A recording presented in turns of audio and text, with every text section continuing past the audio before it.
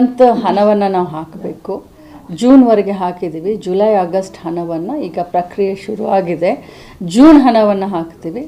ಆಮೇಲೆ ಆಗಸ್ಟ್ ಹಣವನ್ನು ಒಂದು ವಾರ ಬಿಟ್ಟು ಹಾಕ್ತೀವಿ. ಈಗಾಗಲೇ ಜೂನ್ ಹಣವನ್ನು ಜುಲೈ ಹಣದ ಪ್ರಕ್ರಿಯೆ ಸ್ಟಾರ್ಟ್ ಆಗಿದೆ. ಆಮೇಲೆ ಒಂದು ವಾರ ಬಿಟ್ಟು ಆಗಸ್ಟ್ ಹಾಕ್ತೀವಿ. ಈಗ ನೀವು ಎಲ್ಲ ನೋಡಿದ್ದೀರಾ, ನೌಕರಸ್ಥರು ಈಗ ಸೆಪ್ಟೆಂಬರ್ ಮುಗಿದ್ಮೇಲೆ ಸೆಪ್ಟೆಂಬರ್ನ ಒಂದು ಕ್ರೆಡಿಟು ಪೇಮೆಂಟು ಅಕ್ಟೋಬರ್ನಲ್ಲಾಗುತ್ತೆ. ಹಾಗೆ ಸೆಪ್ಟೆಂಬರ್ನ ಕ್ರೆಡಿಟು ಅಕ್ಟೋಬರ್ದಲ್ಲಿ ಮಾಡ್ತೀವಿ, ಅಕ್ಟೋಬರ್ನ ಕ್ರೆಡಿಟು ನವೆಂಬರ್ದಲ್ಲಿ ಮಾಡ್ತೀವಿ.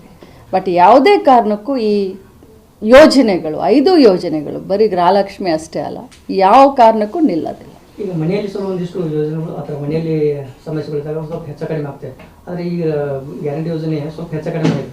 ಇದನ್ನೇ ಬಂಡವಾಳ ಮಾಡ್ಕೊಂಡು BJP ಅವರು ದುಡ್ಡು ಹಾಕಲ್ಲ, ಇನ್ಮೇಲೆ ಸ್ಟಾಪ್ ಮಾಡ್ತಾರೆ ಅಂತ ಹೇಳ್ಬಿಟ್ಟು ಒಂದಿಷ್ಟು ವದಂತಿ ಎಬ್ಬಿಸಿದ್ರು. ನೋಡಿ, ಇದನ್ನು ಮಾಡೋದನ್ನೇ ಇಲ್ಲ ಅಂತ ಅಂದವರು ಮಾಡಿದ ಮೇಲೆ ಈ ರೀತಿ ಮಾತನಾಡ್ತಾ ಇದ್ದಾರೆ.